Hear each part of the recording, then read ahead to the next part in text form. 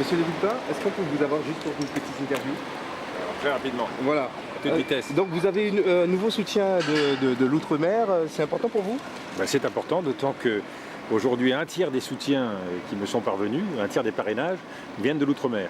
Donc c'est vous dire à quel point la mobilisation est importante partout en outre-mer. Comment vous expliquez ce regain des maires d'outre-mer pour vous parrainer? Vous savez, il y a trois groupes de maires qui se sont mobilisés très particulièrement. Il y a l'outre-mer, il y a les banlieues et puis il y a les mairies rurales qui se sont également très fortement mobilisées, ce qui montre bien que les oubliés de la campagne souhaitent être présents, souhaitent être fortement présents dans cette campagne. Et puis voilà, je suis une des voix qui est mobilisée pour parler en leur nom. Et si les dernières voix qui vous manquaient, vous venez de l'outre-mer finalement? Écoutez, ce serait merveilleux. Ça prouve que l'outre-mer contribue à la République, contribue à la démocratie française, y compris dans le cadre d'une élection présidentielle. Vous savez toute l'importance que j'attache à l'outre-mer. Je pense que la France ne serait pas la France sans l'outre-mer. C'est un élément de démultiplication de la force, du rayonnement, de la puissance française. Nous devons beaucoup à l'outre-mer et il serait important que tous les Français se le rappellent dans cette campagne. Deux conseillers régionaux sont là, ou enfin un seul avec 2 mandats pour vous. Ils demandent un engagement très fort de votre part. Vous savez, l'engagement de l'État, vous leur demandez cet engagement? L'engagement, il est très fort. J'ai reçu plus de 65 parrainages de la Polynésie, pour vous donner un exemple, des dizaines de parrainages des Antilles, de la Guyane, de la Réunion, de la Nouvelle-Calédonie. Donc l'outre-mer est très très fortement représenté dans vous allez dans les cet parrainages. Engagement pour le réengagement de l'État en outre-mer, c'est ce que veut ce jeune homme? Je suis pour un engagement très fort de l'État. Je n'ai jamais cessé de me battre pour cela. Et je crois que l'ensemble des Français de l'outre-mer ont droit à une véritable égalité. Cette égalité, elle n'est pas aujourd'hui au rendez-vous. Donc c'est un combat qu'il nous faut mener pour la grandeur de la France. C'est les dernières heures, c'est la dernière ligne droite pour ces parrainages. Vous donnez tout là?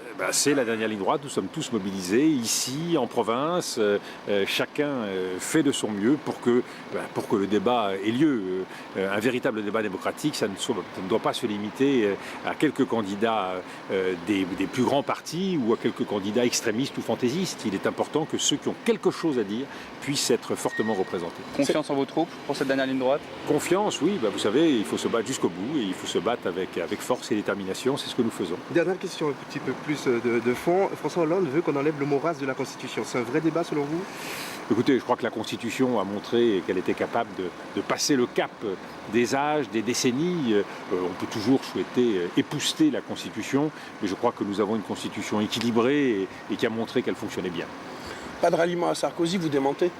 Écoutez, pour moi, il n'est pas question de ralliement, ça ne fait pas partie de mon projet, pas partie de mon tempérament, pas partie de mon programme. Merci. Merci à vous.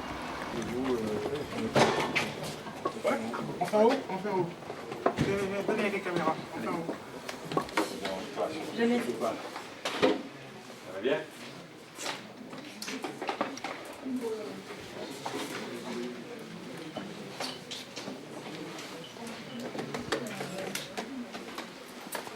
Bonsoir, vous allez bien? Très heureux. Merci de nous apporter votre soutien. Alors, je vous ai surtout l'entretien. Oui, on va voir. Prenons la photo.